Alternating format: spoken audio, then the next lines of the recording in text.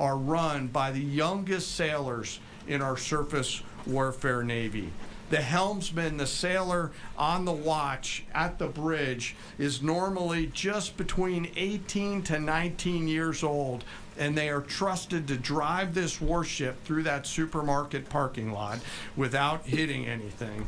The conning officer, an equally young commissioned officer who's normally just a few years out of college, is the ones that are giving that young helmsman the orders on where to take that American warship to execute the mission that the Secretary and the President has given us. These are incredibly well-trained sailors. They are led by incredible leaders, salty, experienced leaders, and trusted with deep responsibility. And I'm so humbled and proud of America's Navy. These sailors choose to take the road less traveled to go into the historic surface Navy, and they deliver every single day. Finally, as I often do, I want to highlight one of those surface sailors today and remember our fallen. Today we remember Ensign Robert Thompson of the U.S. Laffey, who died on this day in 1945 in the Battle of Okinawa. He was killed while fighting a fire along with 31 others as 2 Japanese kamikaze aircraft hit their ship. He passed away 1 week after his 22nd birthday and was posthumously awarded the Navy Cross. We remember Ensign Thompson today and all of our World War II vets who continue to give us the gift of a great example. And those surface warfare sailors who are out there doing the job right now take the courage, grit, and determination that those World War II vets gave us into these actions and activities that they're tasked to do every single day. So now I'd like to turn it over to Admiral Cooper to give us a readout of his recent trip to the region. Well, good morning, and Mr. Secretary, thank you for the kind invitation, and Chairman, great to join you. It's a real honor to be here representing the more than 50,000 American service members deployed throughout the Middle East today, supporting operations. And it's great to have the opportunity to highlight the tremendous efforts our warfighters operating forward and the important partnerships with regional allies that continue to thrive. In fact, yesterday I returned from my second trip to the Middle East in the past 15 days. 2 very different visits. One during our offensive operations against Iran, and the second in this most recent trip during the ongoing ceasefire. Very different. During both of my recent trips, I visited with our troops who were deployed across the region in more than 70 different locations, in a distance that largely spans between Florida and Arizona. I've long believed that every success that we have starts and ends with our people, and boy does this shine through brightly. During these visits, I had the privilege of personally recognizing more than 100 servicemen and women for their extraordinary valor, their courage, and their initiative under fire and delivering fire. And every time I interact with these young men and women downrange, I am deeply inspired by their courage, their resilience, and their unwavering commitment. The stories are remarkable. In many cases, you've seen this play out over TV. Fighter pilots who took out Iranian missile launchers in the moments prior to their launch against Americans and our partners, and who hit key military targets in and around Tehran on the attack more than 13,000 times. I met with some of the teams that helped to bring our F-15 airmen home safely from Iran and heard first-person accounts of the stories. Absolute heroes. I spent time with our troops who are employing cutting-edge tactics and technology for the first time in warfare. I won't be able to talk about what those are, but these young men and women are breaking new ground. It's incredibly inspiring. I met with teams who launched our own one-way attack drones into Iran. These were originally Iranian-designed drones. We brought them back to America, took the guts out, put a made American stamp on them, and fired them right back to Iran. Very effective. I met with teams who were employing AI every single day to help us sift through vast amounts of information to help us make decisions faster. And importantly, humans are always in the loop in this process. I met with our Space Force teams and our cyber specialists, whose work cannot be discussed, but who serve with indispensable impact. I met with our logisticians and sustainers all over the region. There is just no military that executes logistics like the U.S. military. This group is doing exceptional work, moving thousands of tons every single day. I met with our air defenders who shot down Iranian ballistic missiles. My message for this group in particular is that their actions most certainly saved thousands of lives across the Middle East during Epic Fury. And all told, my personal assessment is, after these couple of trips, is our troops are highly motivated, they're focused, they're vigilant, and they're ready. And they're using this time to do a couple of things. We're rearming, we're retooling, and we're adjusting our tactics, techniques, and procedures. There's no military in the world that adjusts like we do, and that's exactly what we're doing right now during the ceasefire. A little note about partners. My discussion with regional allies and partners, both at the senior civilian level and the senior military level, reinforced our shared commitment to regional security. But beyond that, having now fought together, side by side, I assess that our military partnerships are stronger than ever as we continue to maintain a very active defense posture across the region during this ceasefire. And that posture stretches across the entire Arabian Peninsula, and it runs from northern Iraq all the way down into the northern Arabian Gulf. In creating the largest air defense umbrella in the world across the Middle East, we embedded specially trained U.S. military air defenders alongside our partner nation soldiers, side by side, literally side by side. And to give you a sense of their contribution and impact, the King and Crown Prince of Bahrain both personally knew our soldiers by name. These leaders expressed appreciation for our service member who continue to stand shoulder to shoulder with our partners in support of regional defense. And this is a sentiment that is widely shared across every Gulf ally. I heard this message over and over again, which is, we stand with you. As the Secretary and the Chairman have said, Bahrain, UAE, Saudi Arabia, Qatar, Kuwait, and Jordan have been exceptional teammates. I had a chance to meet with both their senior leadership as well as their troops. Boy, equally inspiring and equally committed to mutual defense. They defended Americans and they defended their own country. It is inspiring. And there's been no better teammate than Israel. Together, the four best air forces in the world, the Israeli Air Force, the U.S. Air Force, and the air forces of the U.S. Navy and U.S. Marine Corps, together met and exceeded our own military objectives over and over again. Twice in the past 2 weeks, I've met with the Israeli Chief of Defense to ensure that we remain closely aligned, and we do. And then finally, let me just close by saluting the brave men and women who are in uniform and who continue to answer the call with unrivaled lethality, great teamwork, and resolve. We've asked them to stay ready during this period, and that's exactly what they're doing. I couldn't be prouder, and I know that you and the American people share in that same pride. Thank you so much. All right, we'll take a few questions. Go ahead. Thank you. Alexandra Ingersoll, One American News. How is the Iranians' decimated command and control affecting the ceasefire at this juncture? Ergo, how are we enforcing a ceasefire with an enemy who has virtually no command and control? And then one other question about the Houthis being, have the Houthis been an issue in the Straits of Hormuz and the Bab al-Mandab Strait at the Red Sea, or are we tracking that militarily? Appreciate that. On the ceasefire front, it's right.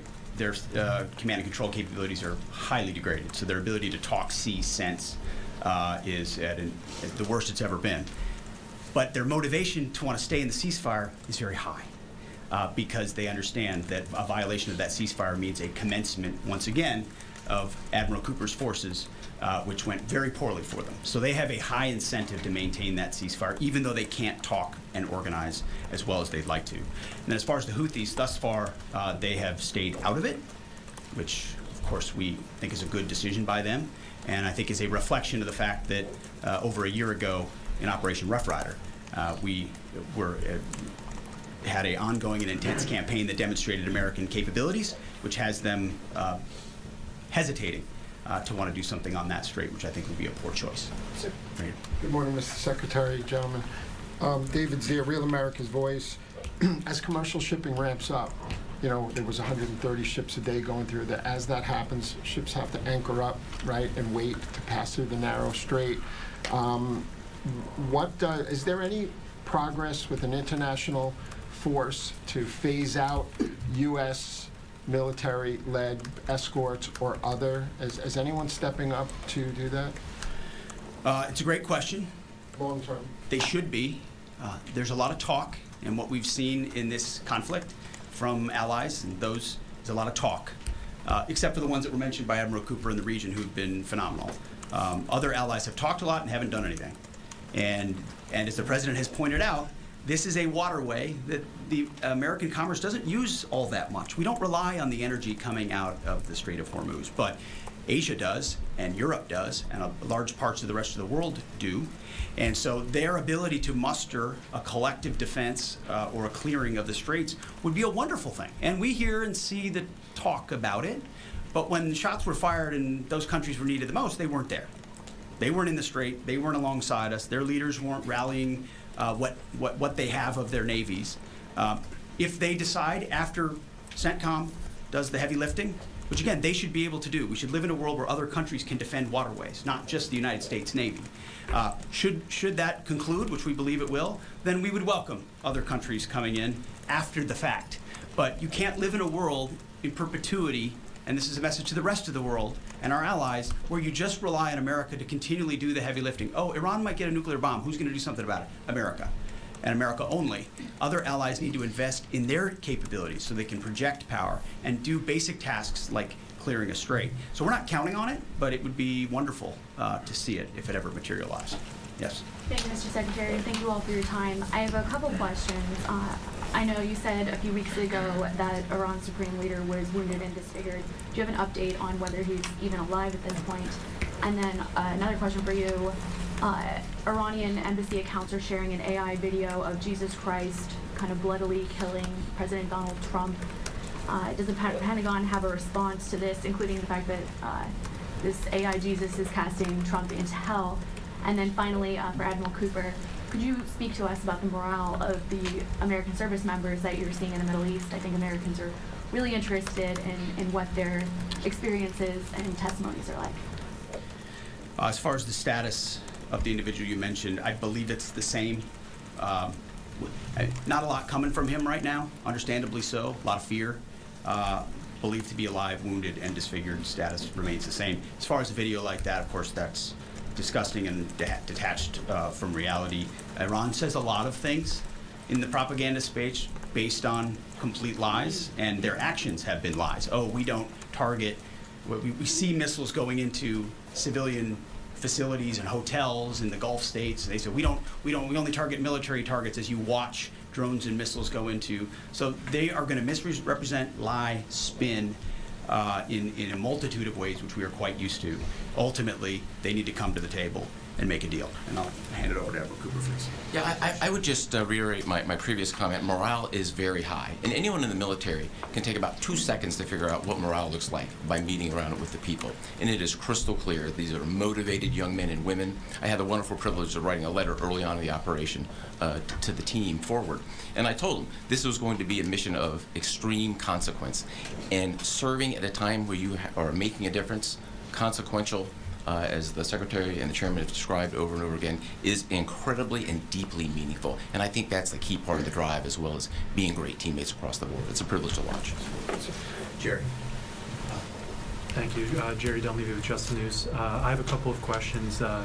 First is some critics of the Trump administration policy, including former NCTC Director Joe Kent, have attempted to claim that the Trump administration's policy of zero enrichment for the Iranians is not actually President Trump's policy, but was foisted upon him by the Israelis.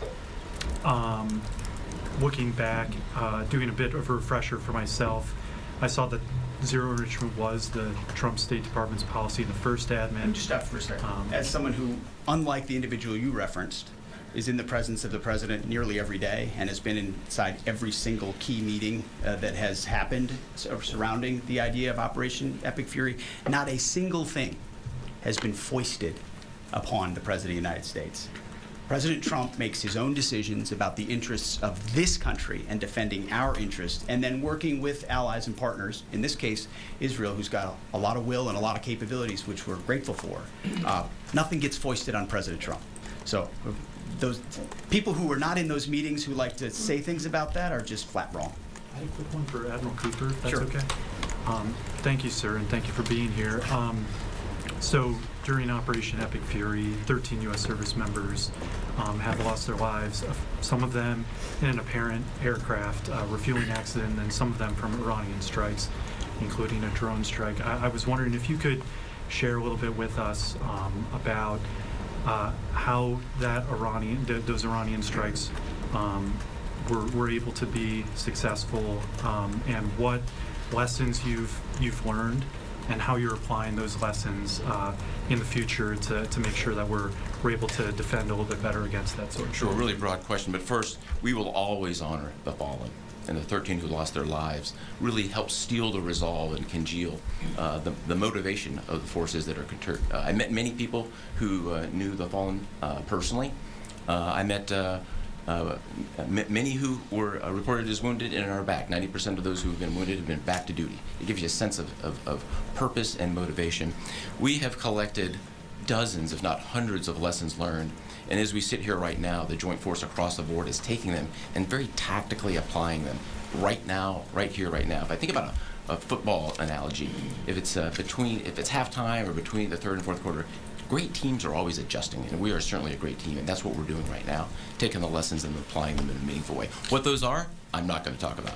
I'll say they extend also outside of CENTCOM and across the rest of the Joint Force. We are a learning organization, so adversaries around the world should recognize that and be aware of that. No doubt. And likewise, I mean, the chairman and I have had the opportunity to greet those 13 and their families at Dover, and it does steel our resolve. And I can just attest to the planning that went into every aspect of this, and force protection, ensuring that CENTCOM has whatever it needs and that they're taking the proper posture has always been number one in this effort. Last question. Thank you, Secretary Hegseth. There's reporting that says U.S. intelligence indicates China is preparing weapons shipments to Iran during this ceasefire.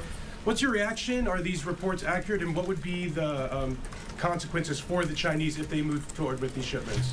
Well, as you know, President Trump has a very strong and direct relationship with President Xi, and they've communicated on that, and China has assured us that that indeed is not going to happen, and in the spirit of the meeting they'll have next month. Thank you very much. Is the U.S. planning on military How action many against ships are near Cuba? DC Navy still, Mr. Secretary? Mr. Secretary. And there you have it. Pentagon officials this morning providing the latest on Operation Epic Fury. Several points we want to touch on here. Quickly recapping for you before we bring in Dr. Robert Hodges with Virginia Tech to recap all of this. I wanted to share this on your screen. This is just one of those posts there from Secretary Hegseth. As we learned that he said here, Iran is moving around its assets, but is unable to replenish its military power almost 7 weeks into this war. The secretary pressed this idea repeatedly in these opening minutes of his morning briefing. He said, quote, "You can move things around, but you can't actually rebuild." He was speaking directly to Tehran's leaders and telling them they no longer have a viable defense industry. Also wanted to share this as Hegseth told Iran's new regime to, quote, choose wisely on reaching a deal with the Trump administration, adding that the U.S. military is reloading with more power than ever before and better intelligence.